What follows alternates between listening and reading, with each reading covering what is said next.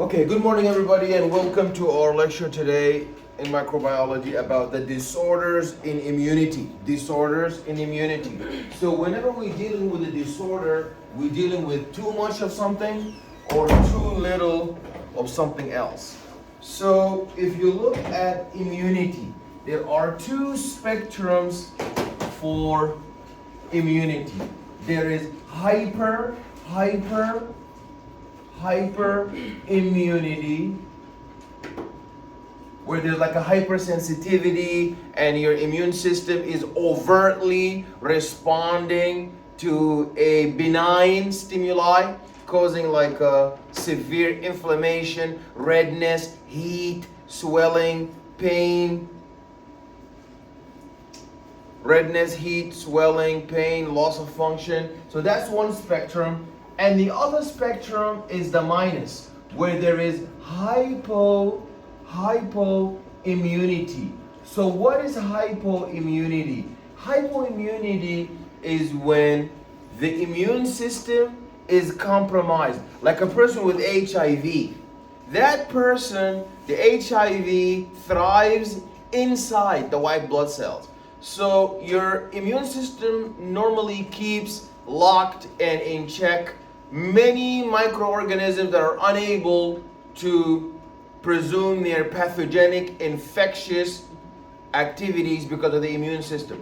But you know what they say, if the cat is away, the mice will play. So now, because of HIV, the white blood cells are unable to do their job, so all of the microorganisms that have been kept in check by the immune system are now going to rise, and also some potential microorganisms who are infectious and pathogenic, when they attack our bodies, usually your immune system succeeds in combating and doing an onset of inflammation and removing all of that threat. But because of HIV and being immunocompromised, you will die because of some disease that you would otherwise not even struggle with. So this is hypoimmunity, like immunocompromised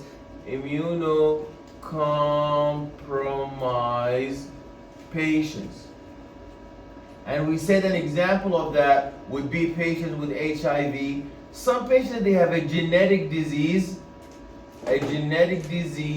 like the bubble boy. Anybody heard of the bubble boy? David Vedder.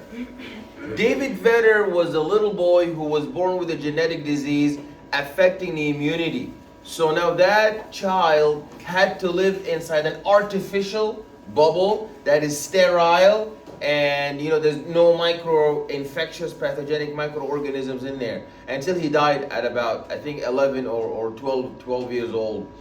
And another example of that would be some medications that you take, and these medications are supposed to suppress your immune system, like these corticosteroids, because asthma is an example of hypersensitivity. So this hypersensitivity is triggered by the immune system. So you want to treat one problem, you dampen the immune system, but then if you slow down the immune system, then the oral thrush start to appear, the candidiasis start to arise, because of the immune system that used to keep them in check is now dampened, slowing down. So we're gonna be looking at that. So immunopathology is the study of the disease states associated with underreactivity,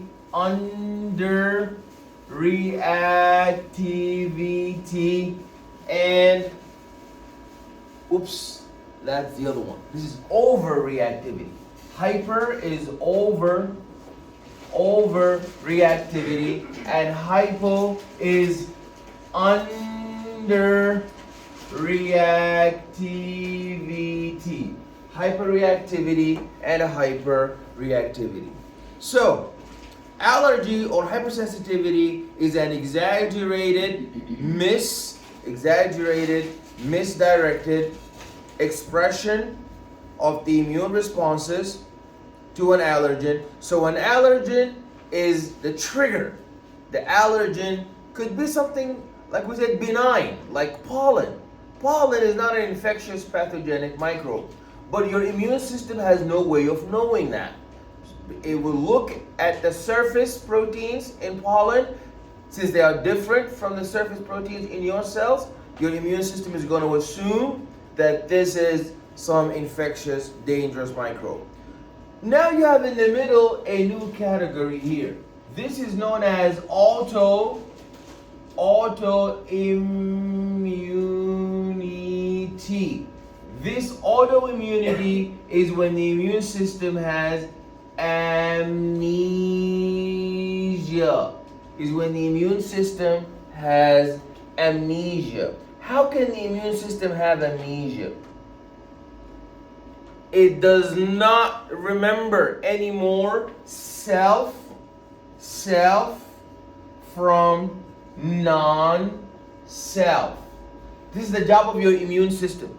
The job of the immune system is to be able to differentiate self and spare it, leave it alone, and non-self, attack it, combat it, destroy it, kill it, and relieve the body from it. Immunodeficiency is an example of loss of immunity, and cancer is a cause and an effect of immune dysfunction. So we will look more into that.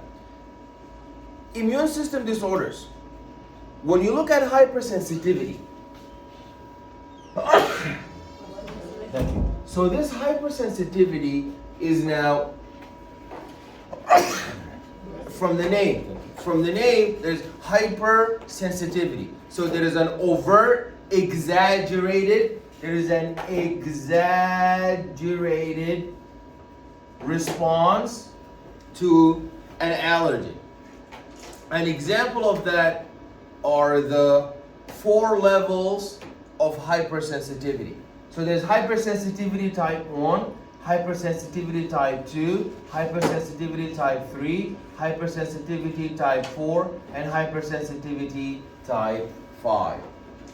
Hypersensitivity type 1 is an immediate, for example, immediate hay fever causing anaphylaxis, and type 2 would be like an antibody mediated blood type incompatibility. So for example, if there is a blood transfusion and somebody is blood type A and you transfuse them with blood type B, then that's an example of a type 2 hypersensitivity. Blood mismatch. Hypersensitivity type 1 would be like hay fever or anaphylaxis.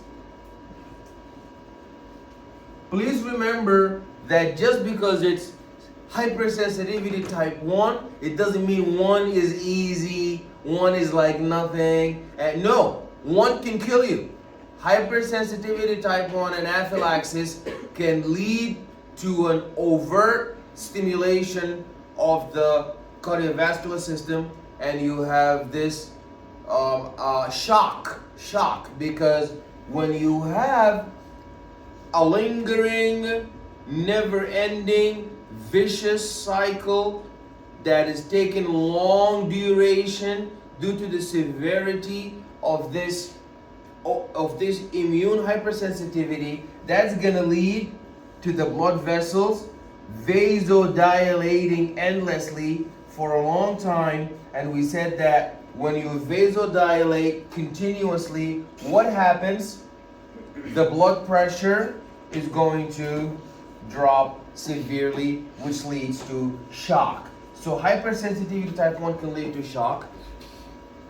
Then type 3 is going to be the immune complexes like rheumatoid arthritis and serum sickness. So that is when your immune system is sending out antibodies that damage the cartilage of your joints and these articulations. You know, something interesting, students assume that all the joints, they have to be moving, like the knee. You know, when you say a joint, the first thing that pops to the mind of the student is the knee. That's one type of a joint. What about your skull? Those sutures, are they not joints? So joints, some of them are movable, but you don't have to be movable to be called a joint. A joint is when two bones meet together at some point. So wherever there is a rift, that shows you that two different bones are articulating. So that area of the articulation, you know, God didn't leave it unattended. You know, there's fiber there. Because, you know, there are two different bones. They are touching each other. So, you know, there's cartilage.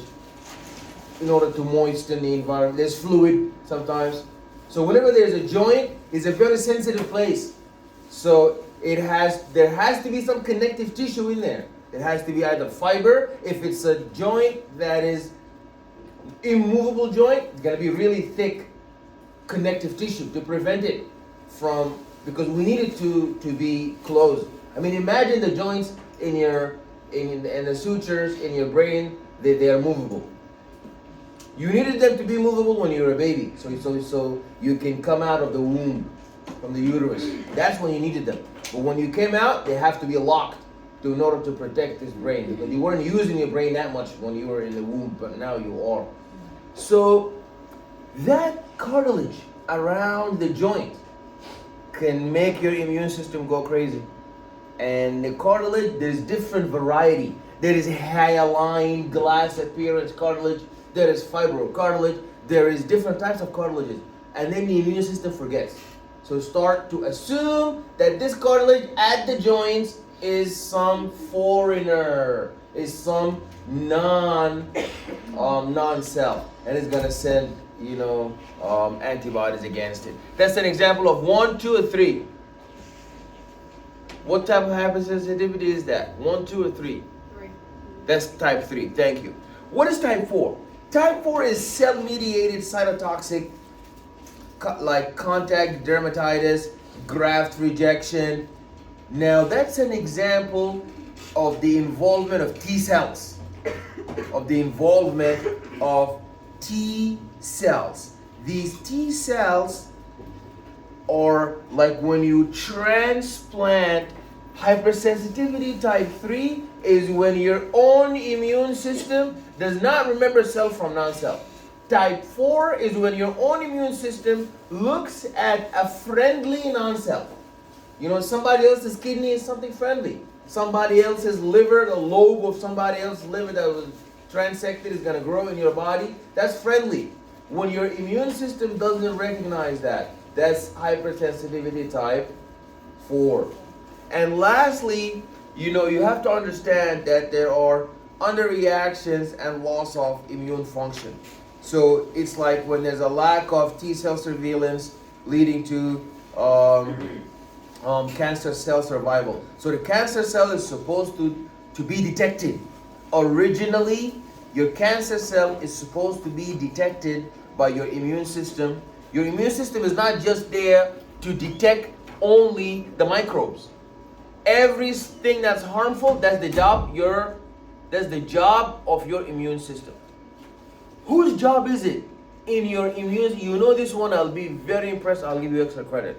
What's the name of the cell that is specialized in killing the bad cells or the cancer cells or even your own body cells that is not cancerous, but it just like went necrotic or you know was damaged or like accumulated misfolded proteins inside the cell, or maybe there was like a sedimentation or deposition of some metabolic waste. So that cell that needs to be shredded, that cell that needs to be cleaned.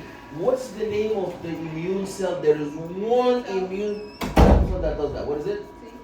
Not the T cells. Absolutely not. The T cells are to kill the foreigners.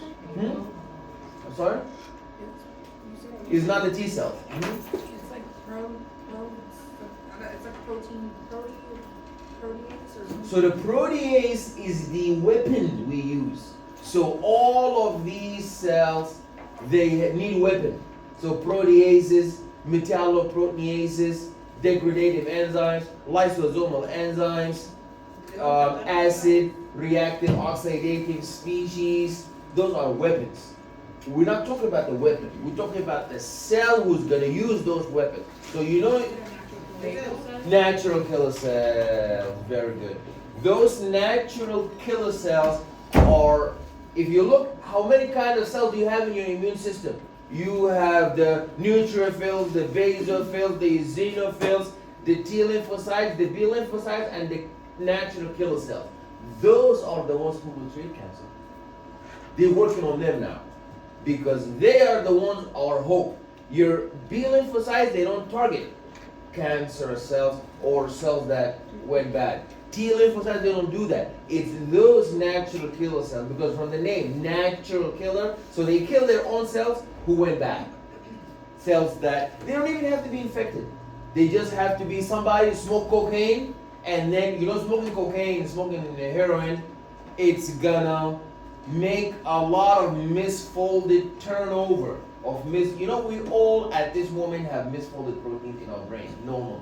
But you have the proteasome. Proteasome shred proteins. Proteasome shred proteins. But when you smoke heroin or cocaine, the rate is going to be too overwhelming for the proteasome. So it's going to deposit in the brain, making this mad cow disease.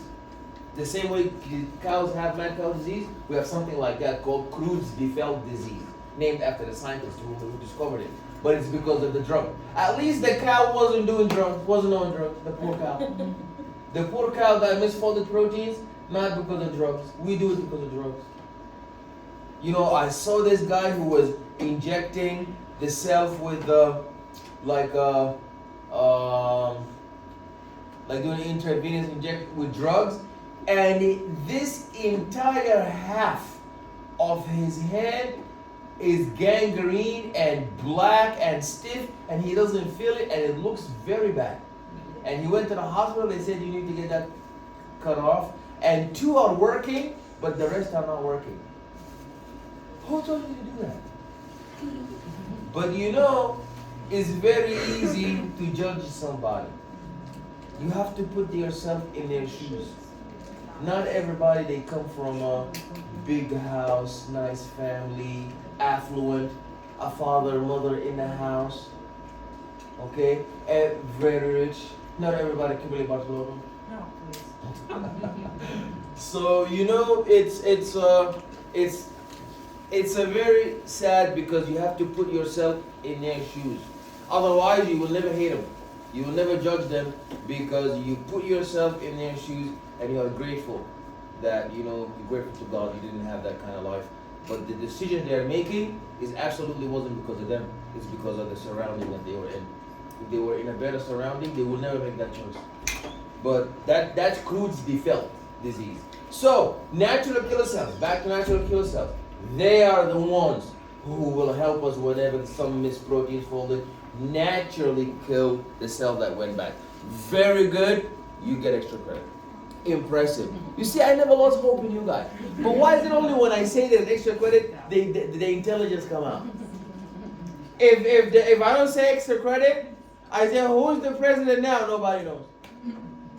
I say the hardest question with extra credit, all the answers come out.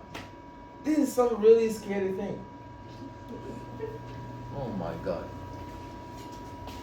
Sometimes I say the question, even I don't know the answer. I said extra credit, somebody said it. I was shocked. It was in the other class. Like you guys are like dealing with devil or something, or you talk to like some spirits. Like, how did they know that?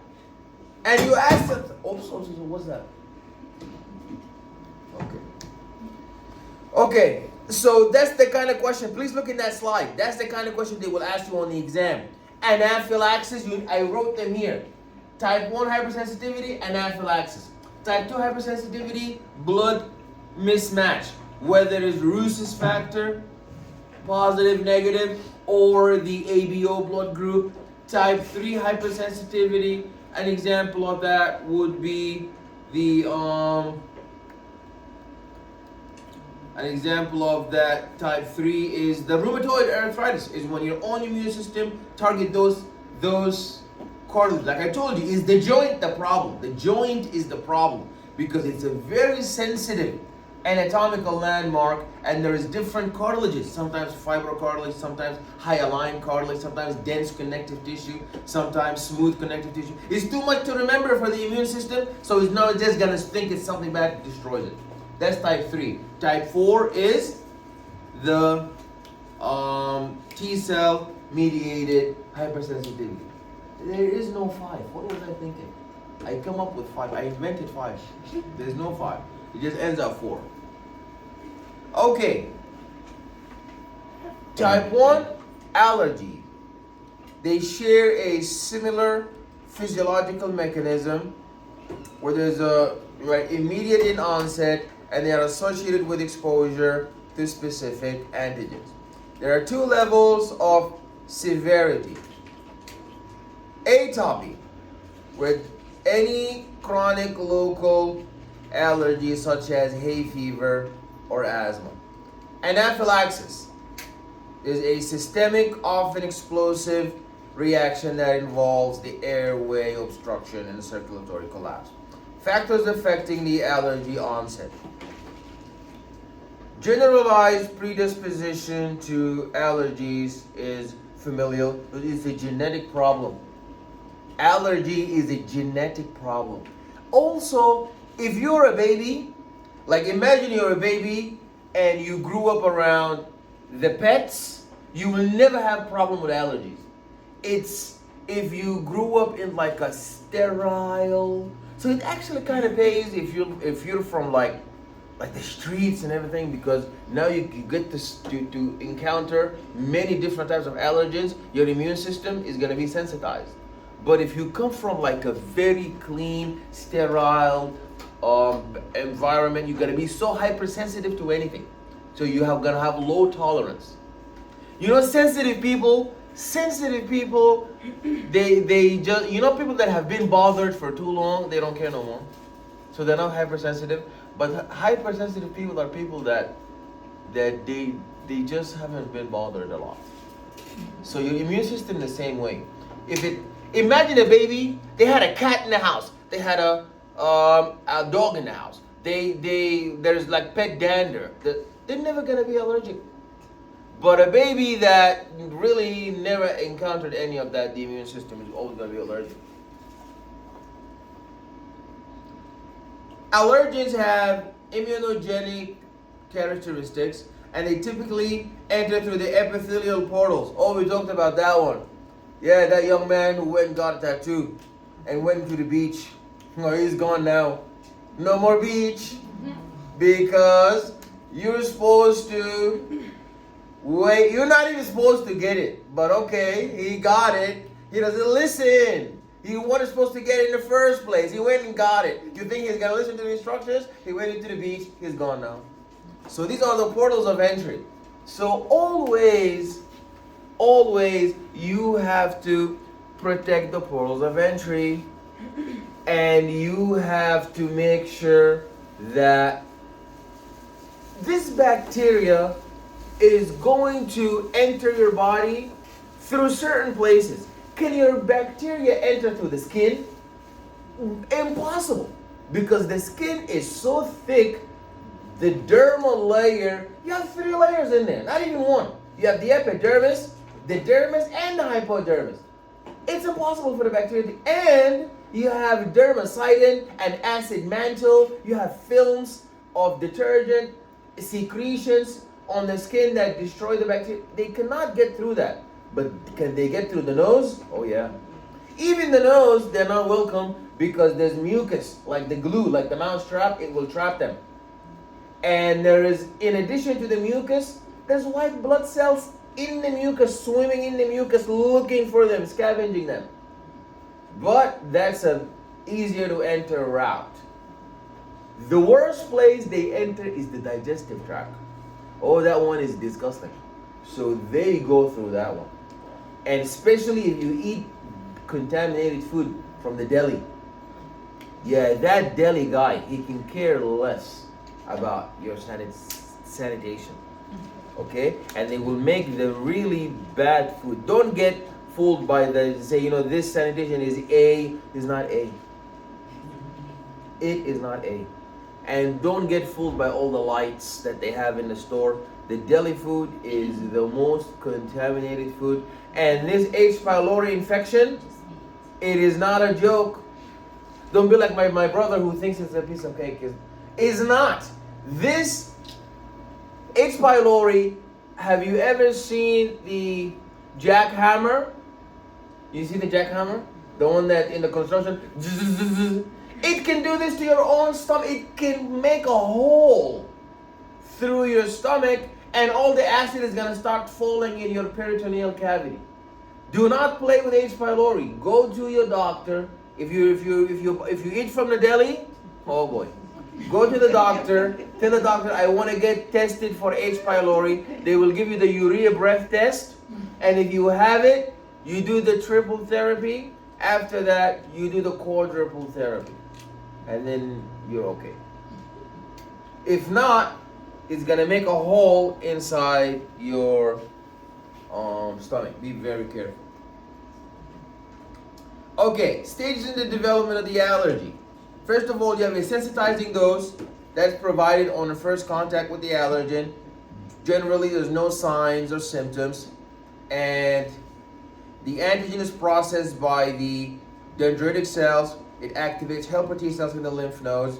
There's an interaction between the helper T cell and the B cells. They produce plasma cells that produce immunoglobulin E.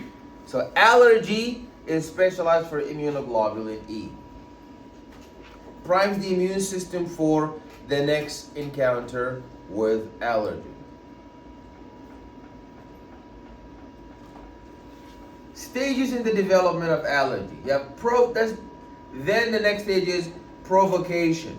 Provocation, or the provocative dose, is a subsequent exposure with the same allergen precipitates first allergy symptoms.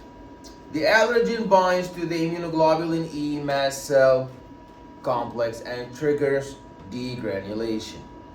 Oh my God, I gotta tell you guys about that proxy test. Do not proxy test. Oh, no. You will be caught. You know why you will be caught? Because God will expose you. If you're taking the exam and you're doing proxy testing, you'll go like this. And then I will see you. Guess who will see you? Me. That's what I do. That's what I get paid to do. Catching people who go like that. So study so you don't end up going like this. I will catch you. Don't do that proxy testing, please. I want to see you graduate. I want to be in your graduation. You know, I put my cap and gown. Da, da, da, da. That day you can go like this. It's okay. It's a day of celebration, not during the exam. It's December. We're so close. Please don't ruin the happiness. This December. Oh wow. Okay. She was so close. She was exposed by the Almighty. Okay. They have the goodness. It's true. It's so true.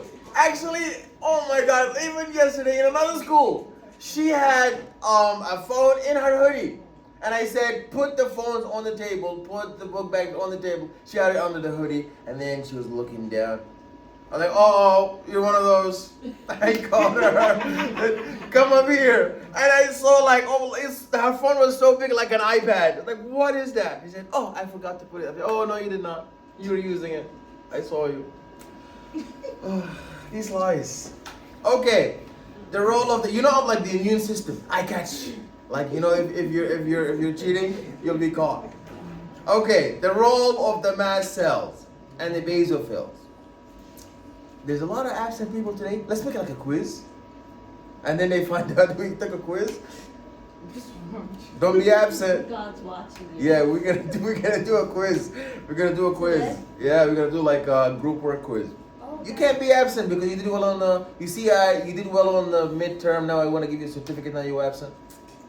Okay, their cytoplasmic granules contain physiologically active cytokines, histamine.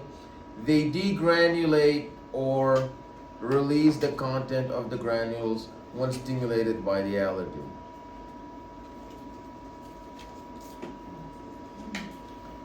Chemical mediators are released by mast cells and basophils. They act alone or in combination.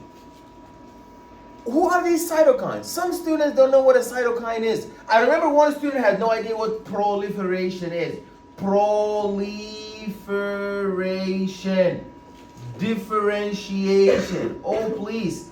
Differentiation. You are my student. They ask you in nursing, what is proliferation? What is differentiation? You don't know what that is? And you went through me? Oh, no. What is proliferation? What is differentiation?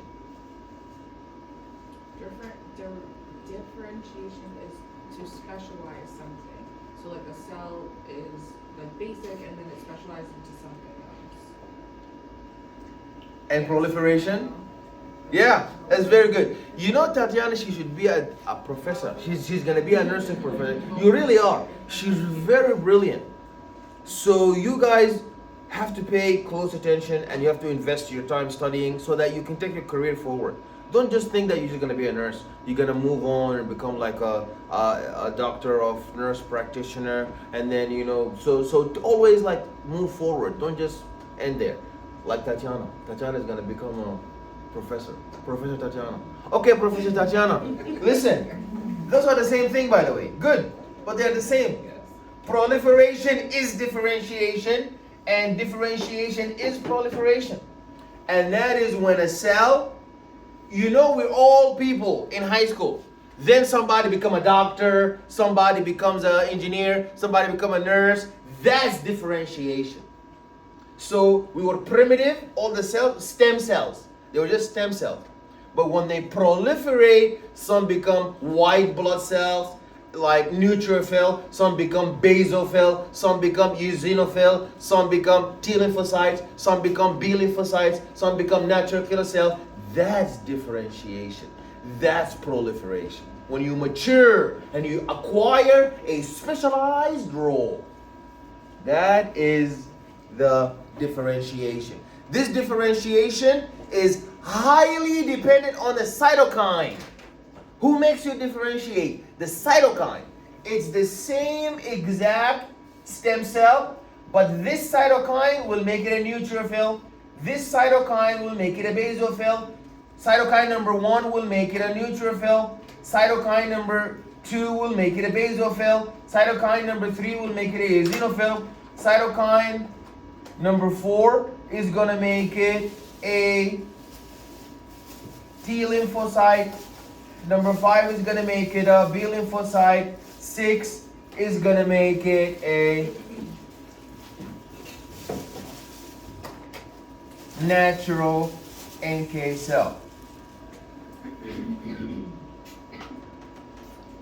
The main chemical mediators: histamine, serotonin, leukotrienes, prostaglandins, and bradykinin. What do you need to know about bradykinin? Everybody look where my mouse is, please.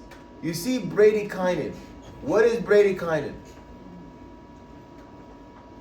Bradykinin is the pain, the one that makes the pain sensation.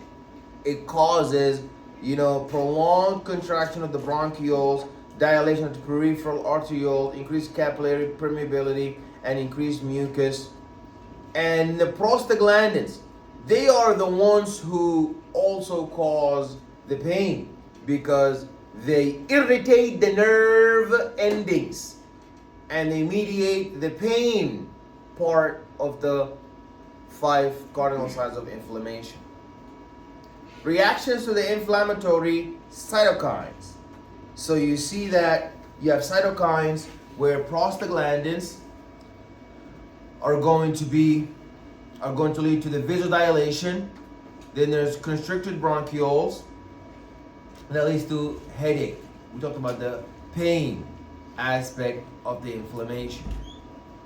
Leukotrienes cause a constriction in the airway. Now, diseases associated with type 1 allergy, that's atopic disease such as hay fever, or rhinitis. That's a seasonal antigen that may be inhaled, topical, or ingested. Allergic asthma. Allergic asthma is when there is a severe bronchoconstriction and atopic dermatitis. Food allergy is when there is an intestinal portal that can affect the skin and respiratory tract.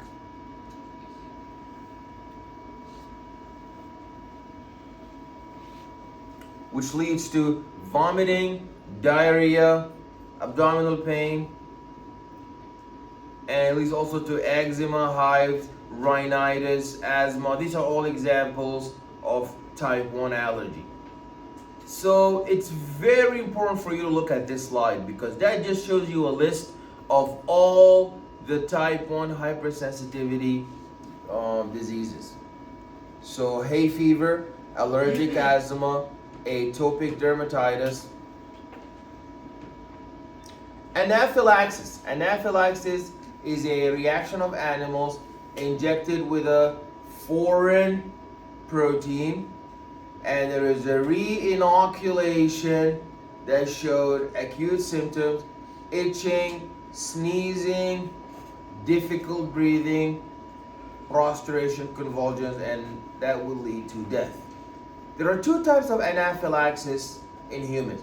There's cutaneous anaphylaxis, which is a wheal and flare inflammatory reaction to the local injection of the allergen, and systemic anaphylaxis, which is an anaphylactic shock that's going to cause a sudden respiratory or circulatory disruption. We discussed that. This is when the blood vessels are going to dilate endlessly, leading to a drop in the blood pressure and leading to shock. Diagnosis of the allergy. It's important to determine if a person is experiencing allergy or infection. When you do skin testing, that shows you upon the exposure to the allergy and the infection, how does your skin respond? Now, how do we prevent and treat allergies? So prevention is better than cure. And avoiding the allergen is the most important part. So corticosteroids keep the plasma cell from synthesizing immunoglobulin E and inhibiting the T cells. Immunoglobulin E has monoclonal drugs that inactivate immunoglobulin E, and the chromalin is going to act on the surface of the mast cell to prevent the degranulation and the secretion of these dust that is going to ignite the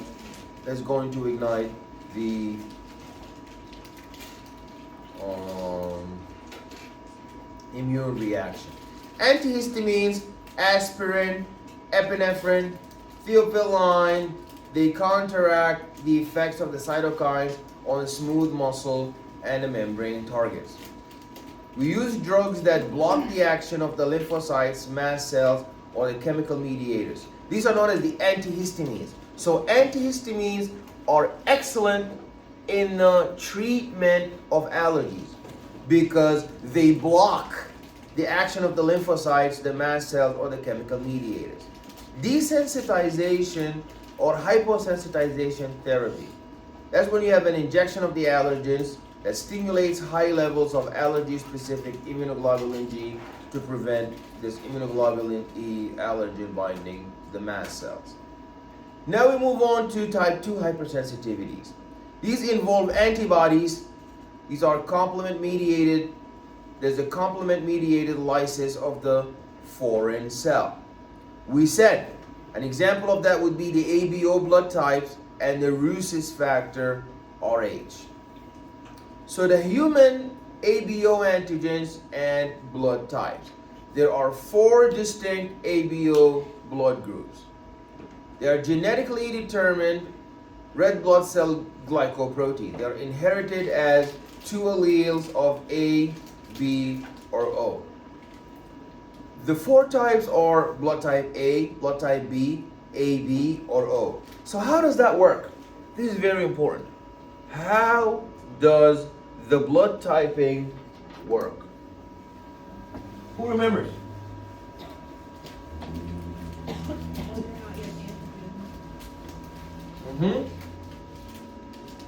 Keep going. This is not a three-word answer. How does the cross-matching take place?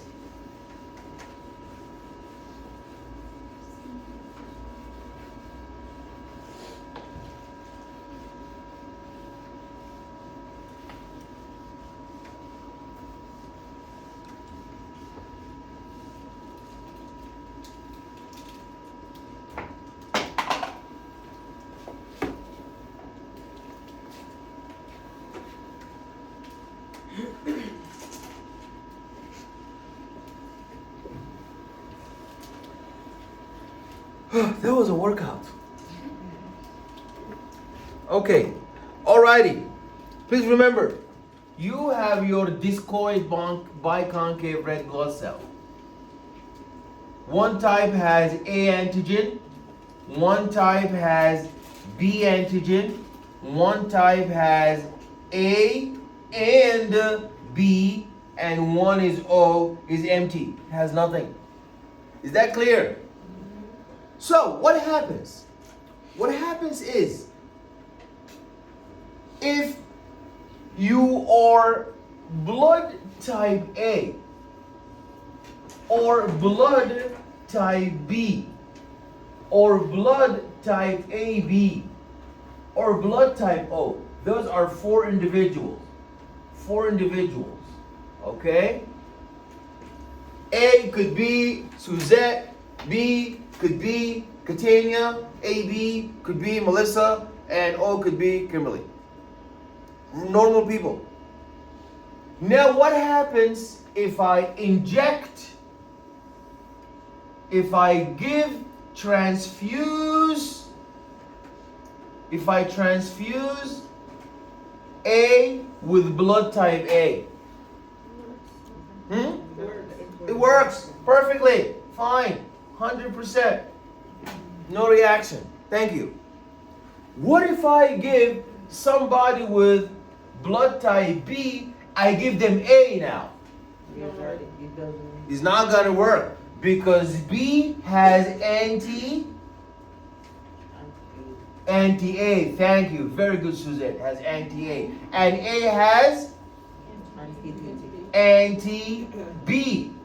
So this is not B. I don't have anti to you. Good to go. But if you give A to B, it has anti-A. That's not going to work.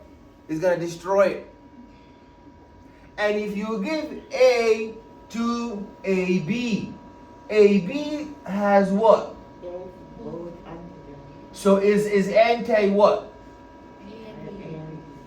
How could it be anti-A and B and it is A and B? So that means it's going to destroy its own cell. What does anti mean? Anti means it's going to kill it. It's going to anti. Okay? Anti, you know this Trump is anti-immigration. So that means he's going to remove all the immigrants. If you're anti-A, that means you're going to remove.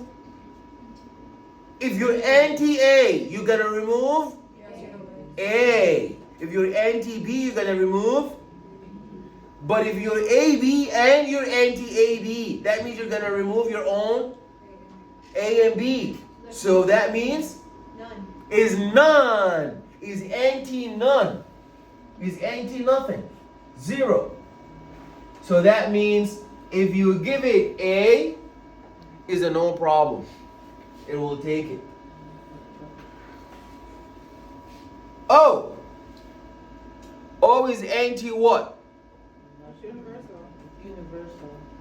Please answer my question. I didn't ask you if it's universal or if it's international or if it's local. I asked you one question. Anti everything. So that doesn't make it universal. That makes it anti A and anti B. So when you give it A, what happens? He's not going to accept it. Let's move on to the next person. No, we move to the next blood sample. You give blood type B to a person who is A. What's going to happen? It's not going to work because it has anti-B. You give blood type B to somebody who is B. It's going to work. You give blood type B to somebody who is AB. This guy now, two already out of the, is two out of two now. And then if you give B to blood type O, it has anti-B, is not going to work. Let's move on to the third blood sample, AB. If you give AB to A, what's going to happen? It's not going to work because A has anti-B. A is going to say, I know you have A, thank you for that, but you still have B. You're not going to fool me. So it's going to destroy it. What if you give blood type AB to B? It's not going to work either because it's going to say, listen, I know you have B, but you still have A. So it's not going to work. But what if you give type AB to AB? It's going to work. What if you give type AB to O? It's not going to work. Lastly, what if you give type O to A? It's going to work because it's anti-B. There's no anti-O because what does O mean? O has nothing. You cannot be anti-nothing. There's nothing on the surface. It's empty. It's empty. Imagine this school, somebody with a student here, you show the ID, you can get in. Somebody from another school, they have that school ID, they cannot get in. What if there's like a ghost? You know a ghost? The ghost can come in because it has no ID. That's O. O is like a ghost. It has nothing to detect. So O will be accepted by blood type A. O, when you give it to B, accepted. O, when you give it to AB, accepted. And O, when you give it to O. Now, I need you to come up. There's something special happening in AB. Check, check, check, check. Something special happening in O. Check, check, check, check. What is that? What do we call AB? Universal recipient. It's a universal recipient. It accepts all blood type. What about blood type O?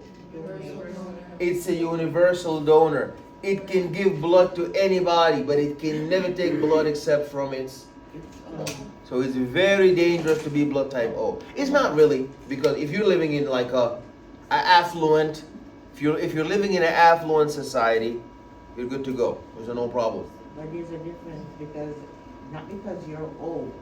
If you're not O negative, you can't. If you're O negative, you can't get O positive. You have to be O negative. And if you're O positive, you have to get positive. Not because you're O. It has to be the same as you have problems. Right. So now you're talking about the other convention. You reminded me. I even forgot about it. I forgot. I was gonna go over. I completely forgot. Yeah, it's the RH factor. So let's go over the RH factor.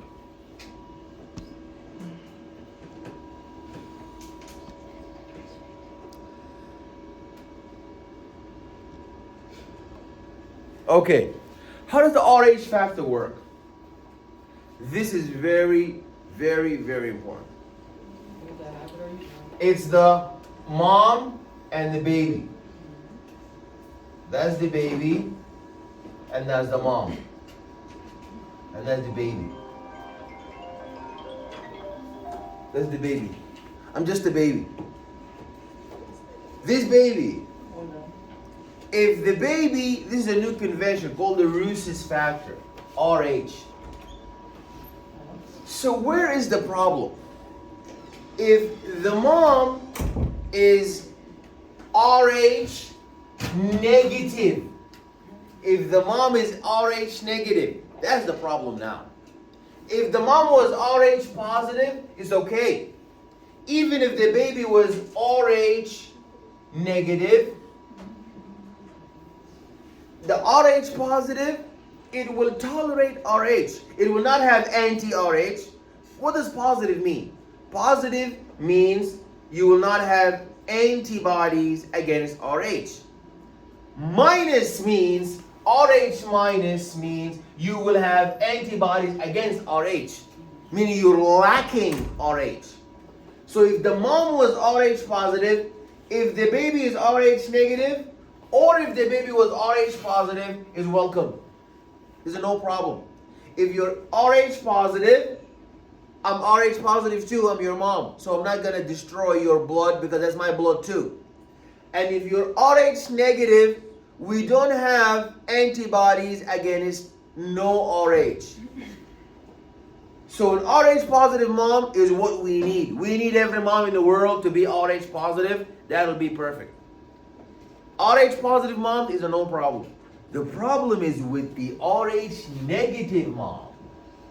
The Rh negative mom means that she's lacking the rhesus factor. So that means she will have antibodies against what she's lacking. Because remember, A didn't have antibodies against A. It had antibodies against what it was lacking. It was lacking B. So it had antibodies against B. B had antibodies against what it was lacking. B was lacking A, so it has antibodies against A. The mom who was Rh minus is lacking Rh, so she will have antibodies against what she's lacking, Rh. Is that clear? Yeah. So now the mom, if the Rh is negative, that's a lucky baby, and it will be born. But if the Rh is positive, she just got married, and she's just got pregnant, and the baby is Rh positive, what's going to happen to the baby? Mom's body will attack the baby. The second time. The second time. Very good. So you know God always gives you a chance. So the baby get one chance. The baby got a chance, and the baby is going to be born. But now antibodies are going to be against the Rh positive. So if the next time another baby is Rh positive, that one will die. The second time. Very good. So that's why we give a mom an injection known as RhoGAM. This RhoGAM, simple injection, is not gonna change your spirit. It's not gonna do anything. It's just gonna make you Rh positive. So now if the baby is Rh negative, Rh positive is okay. So the issue is not the baby. The issue is the mom immune system. That's the one who killed the red blood cell of the baby. Okay. We just did that. You see, whenever there is if the blood is unagglutinated, it means that there is no cross match.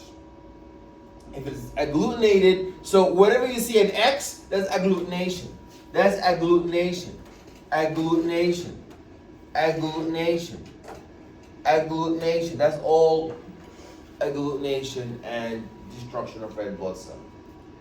Transfusion reactions. You see, so that's what happened. You know, I put X, but it's actually not an X. It's like an agglutination, gluing, stickiness of the red blood cell.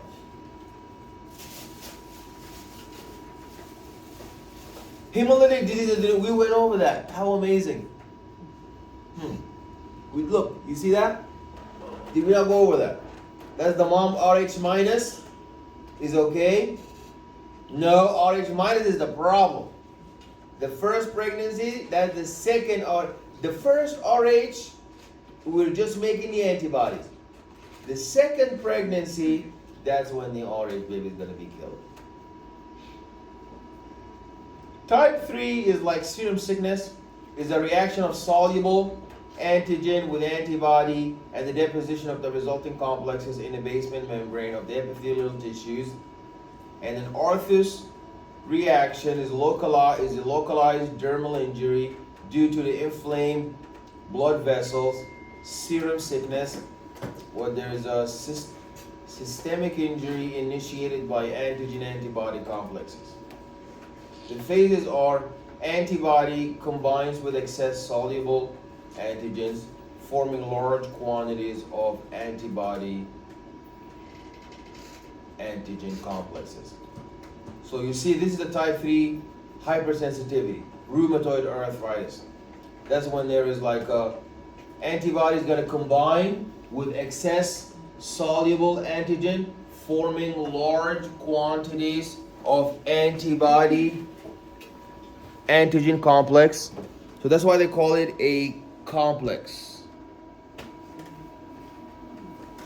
We call it a complex reaction because the antibody is going to combine in excess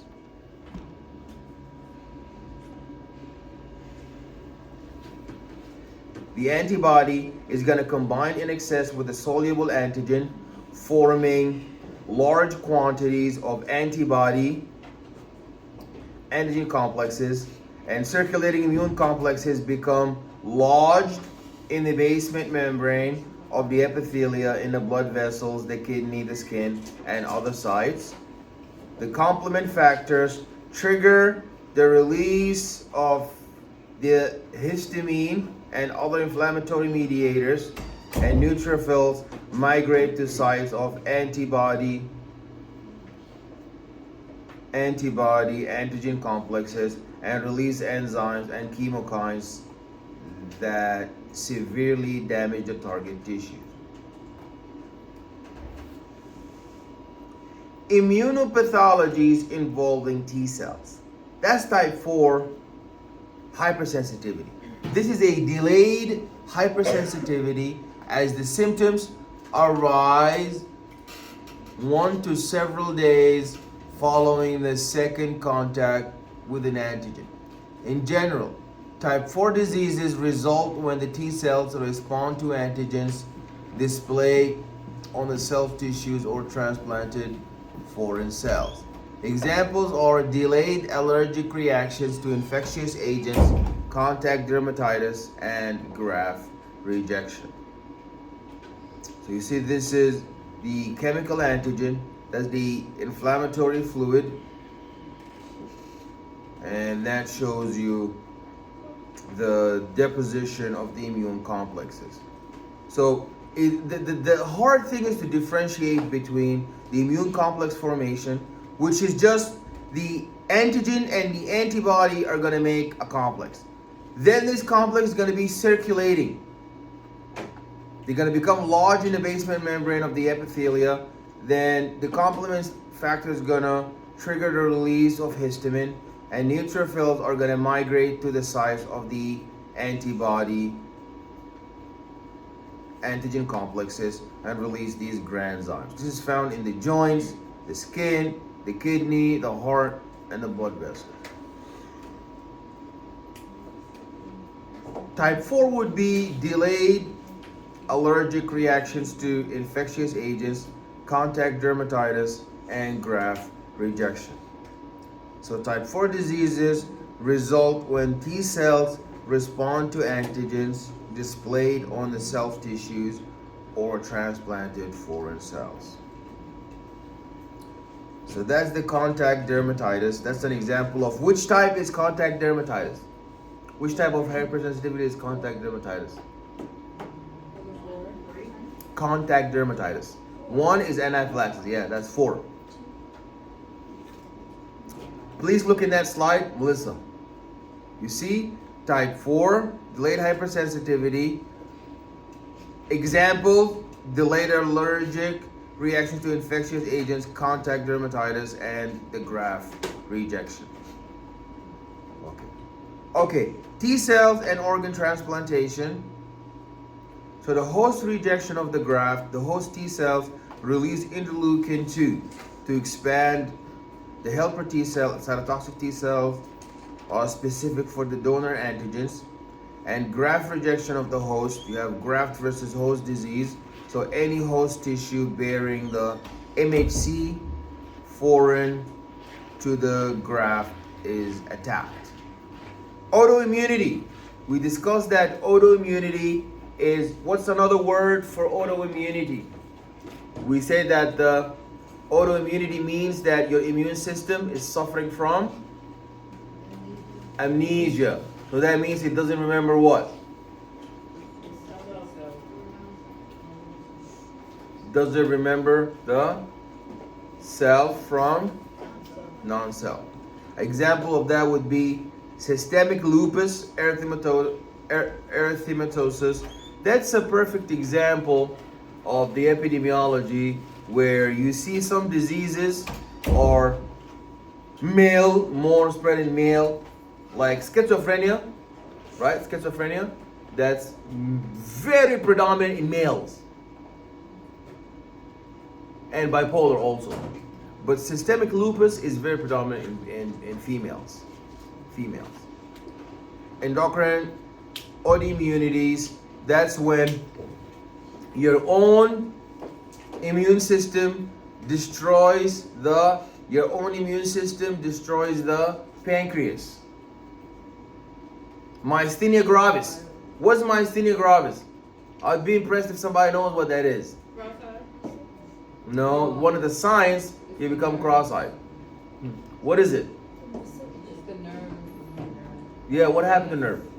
They like, I don't know, it's like frozen. Yeah. The nerve is broken. Yes. Is it like MS? What is rheumatoid? What is myasthenia gravis? That's the ones. Myasthenia gravis is when your immune system destroys the receptors for acetylcholine, ACH. So you got all the acetylcholine in the world, but it's not gonna buy nothing. That's why there is this like cross-eyed and the drooling of the eye, because inability to contract. You cannot contract because you don't have acetylcholine. You do, but you don't have the receptor for it because your immune system got amnesia, doesn't remember self from non-self, so it thought that the postsynaptic receptors for ACH or enemy destroyed them. Sequestered antigen theory. During embryonic growth, some tissues are immunologically privileged. Forbidden clones.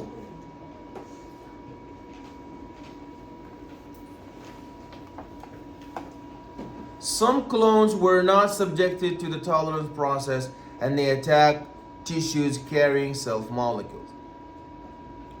So mutations in the receptor genes of some lymphocytes render them reactive to the self. And the T cell regulatory cells that normally maintain a tolerance to self, they have become dysfunctional. What is molecular mimicry? Molecular mimicry is when some microbial antigens are similar to normal human cells and microbial infection could stimulate the antibodies that can cross-react with the tissues.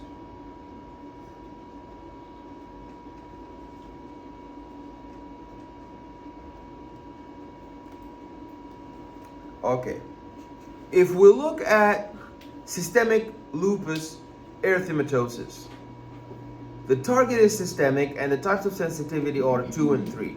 So it's an inflammation of many organs, antibodies against red and white blood cells, platelets, clotting factors, and nucleus DNA. Rheumatoid arthritis and ankylosing spondylitis. That's when there's a systemic targeting of it's type 3 and 4, and vasculitis is known as frequent.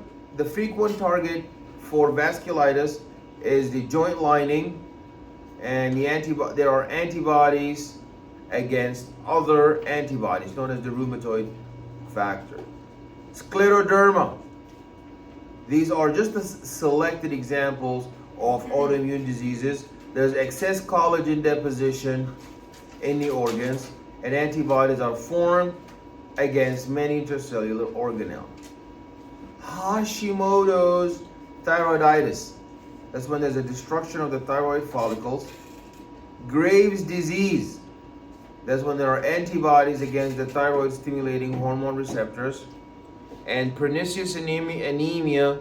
That's when there are antibodies against the receptors that prevent the transport of vitamin B12. Other autoimmune disease, myasthenia gravis, these are antibodies against the acetylcholine receptors on the nerve muscle junction that alter the function. Type 1 diabetes is antibodies stimulate destruction of the insulin secreting cells. We talked about that. Multiple sclerosis is when the T cells and the antibodies sensitize to the myelin sheath that destroy the neuron. So myasthenia gravis is not the same thing as MS. Myasthenia gravis is when you destroy the postsynaptic at the postsynaptic terminal, the acetylcholine receptors in the muscle. But MS is when the immune system destroys the myelin sheath that is surrounding the axon. So the axon, why is the axon myelinated? So that the electricity can jump faster. Excellent. So when you remove myelin, the information is going to be much slower.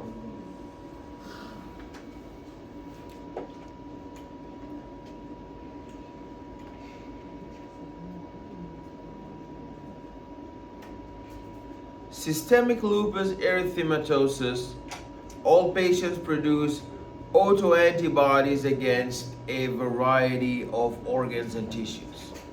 So rheumatoid arthritis,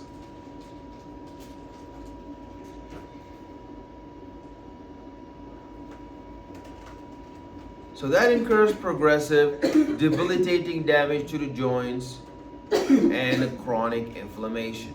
So the lungs, the eye, the skin, the nervous system may also be affected. That's the rheumatoid arthritis. Immune system and cancer. So there is new growth of abnormal cells, and here we see that tumors may be benign. These are non-spreading. And some tumors are malignant. What's the difference between benign and malignant tumors? I'm sorry? Benign is non-cancerous. Good. What's the difference between malignant and invasive? Invasive spreads fast. I need an answer in complete sentences, preferential. Invasive and invasive is when it's spread, if I'm not mistaken. You reversed it. Oh, so the other one is stasis and the other one malignant is when it's spread. Yes. Okay. Invasive is when they both spread, Yeah. but invasive spreads locally to nearby tissue. But malignant is when it spreads to the far sides using the blood or the lymph node. So, for example, why is breast cancer the most dangerous type of cancer? Because it is the fastest in spread, and it spreads to the bone tissue. So through the lymph, through like a portal, through the blood, and it goes to the bone tissue. Are we clear? Any questions? Okay. Now let's move on to chapter 18. In chapter 18 now, we're going to look at the gram-positive and gram-negative cocci types of bacteria that are of medical importance. So, if you want to tell if the gram-positive cocci bacteria is Staphylococcus or Streptococcus, the catalase test will tell you that a gram-positive cocci is Staphylococcus if the catalase test is positive. If the catalase test is positive if you're confused about a sample of gram-positive cocci bacteria, both are gram-positive. Streptococcus and Staphylococcus are gram-positive bacteria. How do you tell which one is which? You subject them to the catalase test. If you get a positive catalase test of the gram-positive cocci, that is Staphylococcus. And if the test is negative, that is Streptococcus. So the Staphylococci bacteria have general characteristics. The first one is that they are common inhabitants of the skin and the mucous membranes. We always find Staphylococcus in the skin and the mucous membranes. They are spherical cells arranged in irregular clusters. So cocci means round, spherical, like a sphere. They are gram-positive. They lack spores and they don't have flagella, and they have more than 40 species. So if we want to identify the Staphylococcus, frequently isolated from pus, tissue exudates, sputum, urine, and blood, and they are identified through cultivation, catalase, biochemical testing, and coagulase. Coagulase positive is going to, so if you have now narrowed down your gram-positive cocci into this catalase positive Staphylococcus, now we need to know what Staphylococcus are we gonna look at. There is 5 types of Staphylococcus. There's Staphylococcus aureus, Staphylococcus hominis, Staphylococcus capitis, Staphylococcus saprophyticus, and Staphylococcus epidermidis. How to tell that you're looking at Staphylococcus aureus? We subject the Staphylococcus that we got from the catalase positive test into coagulase positive test. The coagulase positive test is going to give you Staphylococcus aureus. Staphylococcus aureus. And if the Staphylococcus did not test positive for the coagulase, then that gives us one of 4 other types.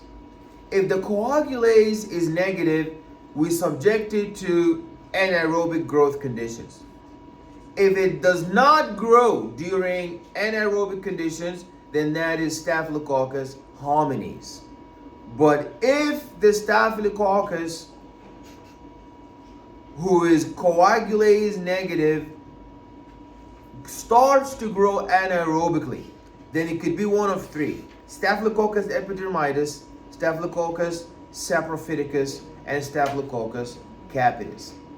Then we subject it to the urease production. If this Staphylococcus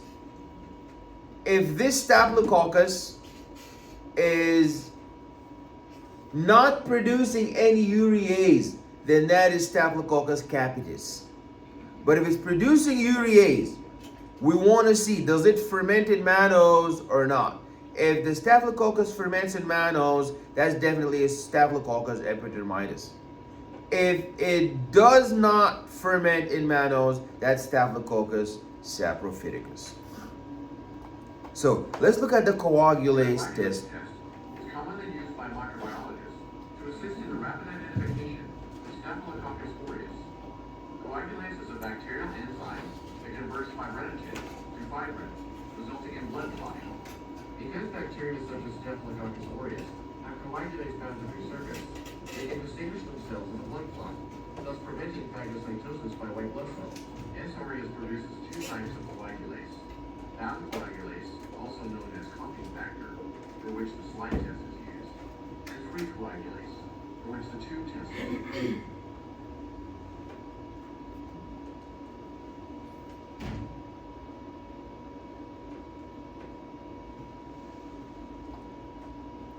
So that's Staphylococcus aureus. It grows in large, round, and opaque colonies. These are facultative anaerobes. So that means they prefer anaerobic conditions. Facultative means, but they can survive in these anaerobic conditions. They withstand high salt, extremes in pH, and high temperatures, and they produce many virulent factors. if you look at the epidemiology and the pathogenesis of Staphylococcus aureus, you see that they are readily isolated from fomites. The carriage is mostly in the anterior nares. We find the Staphylococcus aureus in the nares, the vestibule, the skin, the nasopharynx, and the intestine. And a predisposition to the infection is going to include poor hygiene and poor nutrition, tissue injury, and pre-existing primary infection, diabetes, and immunocompromised individuals. So there's an increase of Staphylococcus aureus in community-acquired methicillin resistance, and there are cutaneous lesions of Staphylococcus aureus. Okay. Now, if we look at the Staphylococcus diseases, these are localized cutaneous infections that invade the skin through the wounds, the follicles, and the glands. Folliculitis and hidradenitis is a superficial inflammation of high follicles and glands, respectively, and usually resolve with no complications, but they can progress. A furnicle is a boil and inflammation of, like an inflammation of the hair follicle and the hair bulb, and the sebaceous gland progresses into abscess or pustules. Localized cutaneous infections, they invade the skin through the wounds, follicles or glands, carbuncles, larger and deeper lesions created by aggregation and interconnection of a cluster of furnicles. Impetigo is a bubble-like swelling that can break and peel away and is most common in the newborn. Okay, miscellaneous systemic infections that are caused by Staphylococcus aureus. Osteomyelitis, that's an inflammation of the bone tissue. It's an infection that is established in the metaphysis, where there is a formation of an abscess. Bacteremia, so the primary origin is bacteria from another infected site or medical devices, and that may ultimately lead to endocarditis.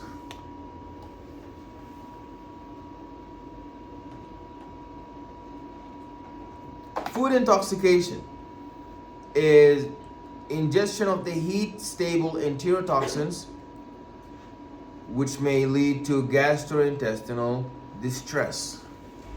Staphylococcus scalded skin syndrome. So the toxin induces bright red flush, blisters, then discoloration of the epidermis. This is caused by exfoliative toxins. What is toxic shock syndrome? Toxic shock syndrome, or toxemia, is leading to shock and organ failure. That means the blood has been full of toxins.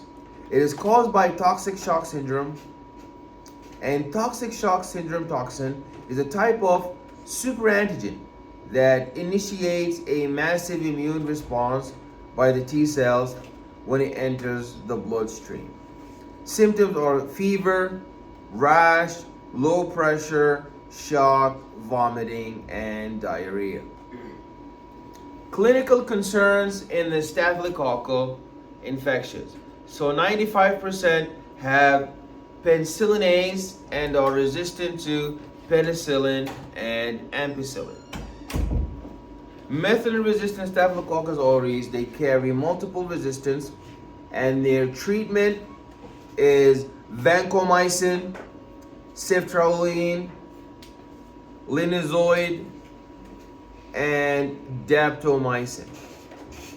So some strains have resistance to all the major drug groups except vancomycin. So the treatment are quinapristine, and these are important for protein synthesis inhibitors, and it is the last drug of choice. Universal precautions by the healthcare providers to prevent nosocomial infections. So the hospital workers who carry Staphylococcus aureus nasally may be barred from nurseries, operating rooms, and delivery rooms. So carriers can be treated for several months with a combination of antimicrobic drugs such as Bactroban and dicloxacillin. Hygiene and cleansing. So a vaccine aimed at providing protection against Staphylococcus aureus is currently in clinical trials. So the general characteristics of Staphylococci and related genera, you have gram-positive spherical ovoid cocci that is arranged in long chains. So non-spore forming, non-motile, and they do not form catalase, but they have a peroxidase system. This is a system that removes all the toxic enzymes, and it is sensitive to drying, heat, and disinfection. Lancefield groups. So if we want to separate the streptococcal groups, there is the Lancefield group that is based on the cell wall carbohydrates. Another classification system is based on the hemolysis. So the beta hemolytic streptococcal group, A, B, C, and G, and some D strains. And there's also, in addition to the beta hemolytic strains, you have the alpha hemolytic strain. Examples of that would be streptococcal pneumoniae and streptococcal viridans. Beta hemolytic streptococci, group A. You have Streptococcus pyogenes. These are the most serious streptococcal pathogens. They are strict parasites. They inhabit the throat, the nasopharynx, and occasionally the skin. The major extracellular toxins. These are streptolysins, these are hemolysins and streptolysins, and erythrogenic toxins. These induce fever and typical red rash. And the extracellular enzymes. These are streptokinase, hyaluronidase, and DNase. DNase hydrolyzes the DNA. Hyaluronidase breaks down the connective tissue. Hyaluronidase, and streptokinase is going to digest the fibrin clots.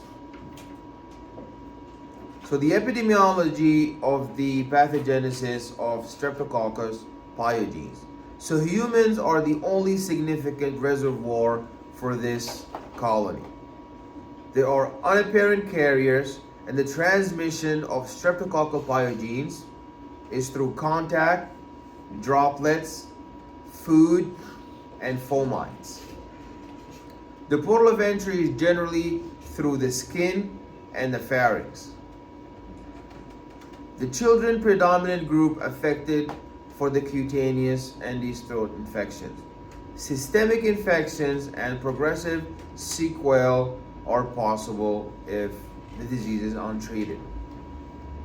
Impetigo or pyoderma is a superficial lesion that break and form highly contagious crust, often in epidemics in the school children, also associated with insect bites, poor hygiene, and crowded living condition. The pathogen enters through the broken skin and spreads to the dermis and subcutaneous tissues and can be superficial or become systemic. Necrotizing fasciitis, that's a flesh-eating disease where the bacteria is going to enter from the cuts and abrasions on the skin and spreads rapidly through the subcutaneous tissue. It can lead to severe disfigurement or death. So enzymes digest the connective tissue while toxins poison the epidermal and dermal tissues, and some toxins can act as super antigens.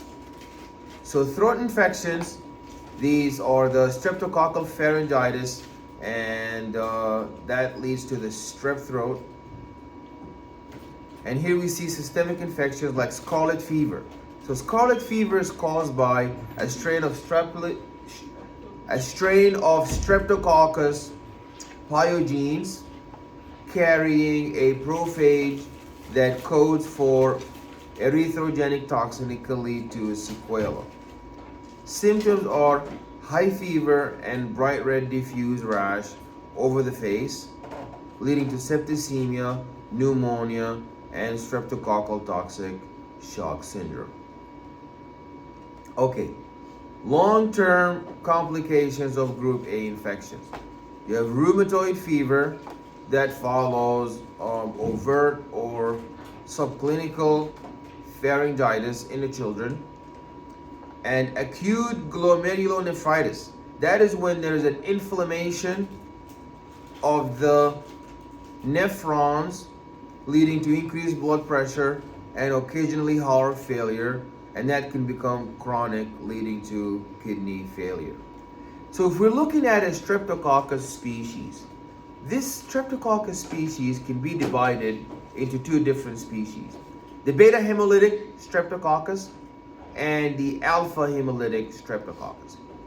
Beta hemolytic is bacitracin sensitive, and there is a bacitracin resistant. The bacitracin sensitive, these are group A Streptococcus.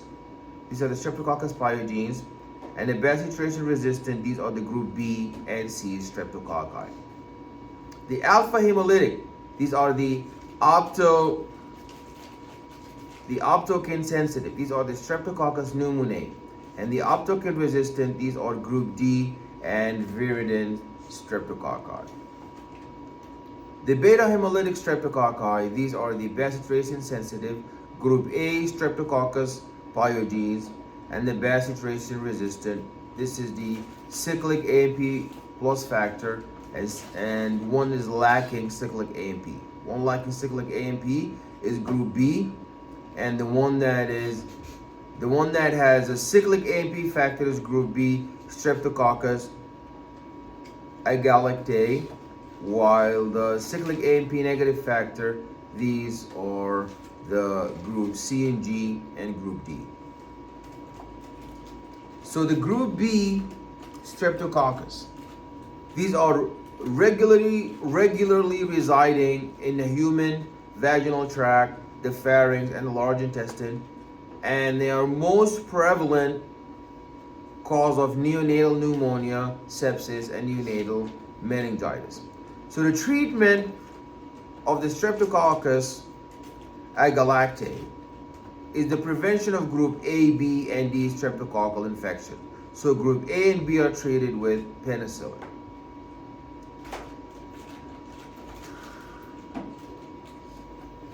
So the alpha hemolytic streptococci, the viridin group, these are large complex groups.